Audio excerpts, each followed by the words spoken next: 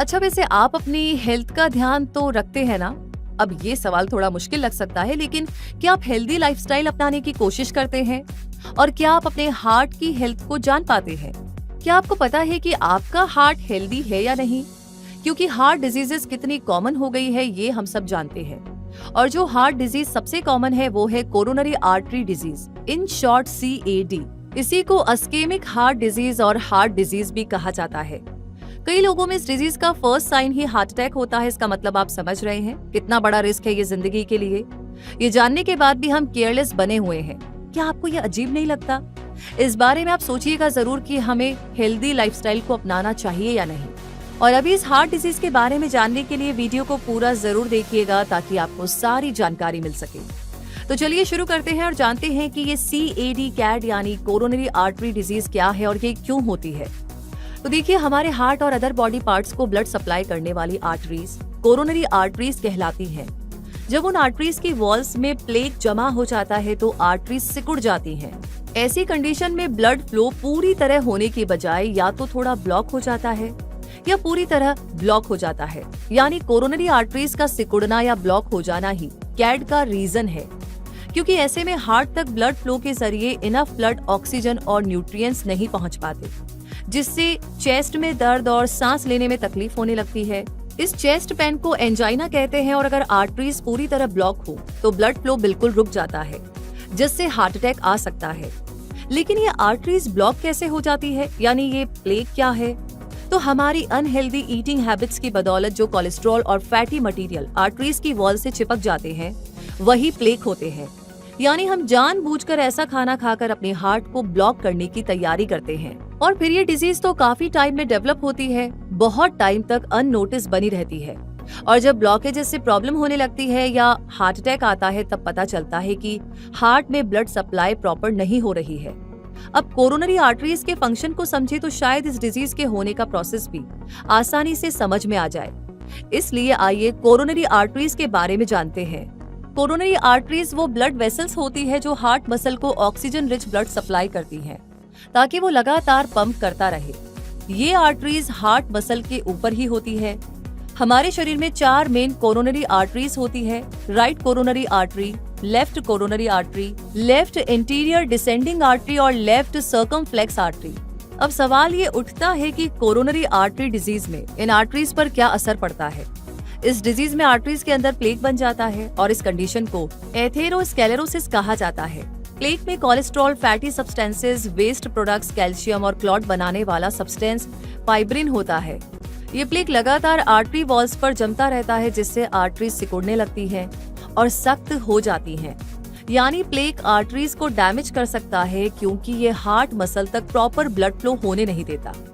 कई केसेस में plaque break भी हो सकता है, फट भी सकता है और ऐसा होने पर प्लेटलेट्स, जो एक तरह की ब्लड सेल्स होती हैं, वो आर्टरी को रिपेयर करने की कोशिश करती है, जिससे एक ब्लड क्लॉट बन जाता है और इस क्लॉट की आर्टरीज के थ्रू ब्लड का फ्री फ्लो नहीं हो पाता, जिसकी वजह से चेस्ट पेन और सांस लेने में तकलीफ होती है।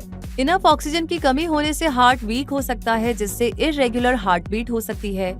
इसे अरिदमिया कहा जाता है और इसकी वजह से हार्ट फेलियर भी हो सकता है, जिसका मतलब होगा कि बॉडी नीड्स के according heart enough blood pump नहीं कर पा रहा है। अब अगर ये क्लियर करें कि कौन सी कंडीशंस में इस डिजीज का हाई रिस्क बनता है तो हम उससे बचाव के लिए तैयार हो सकते हैं, है ना? इसीलिए आइए जानते हैं कोरोनरी आर्टरीज डिजीज के रिस्क फैक्टर्स के बारे में।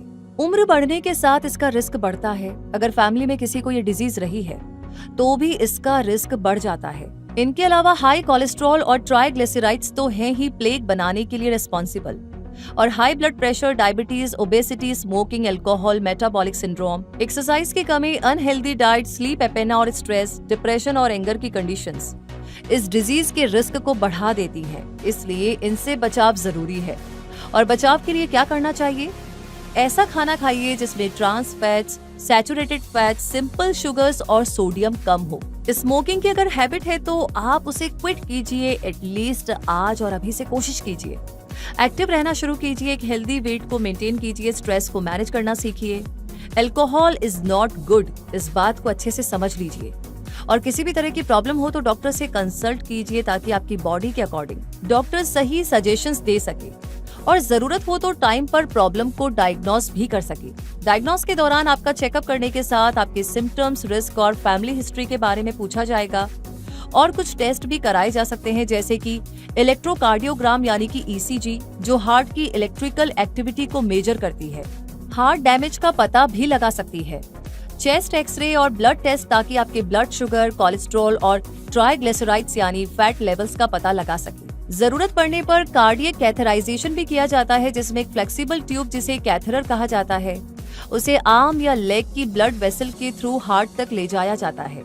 इस कैथेटर के थ्रू डाई इंजेक्ट की जाती है और फिर एक्सरे वीडियोस के जरिए डॉक्टर हार्ट के अंदर देखकर कंडीशन का पता लगाते हैं। डायग्नोस के बाद अब जानते हैं इलाज के बारे में। तो treatment case to case vary करता है।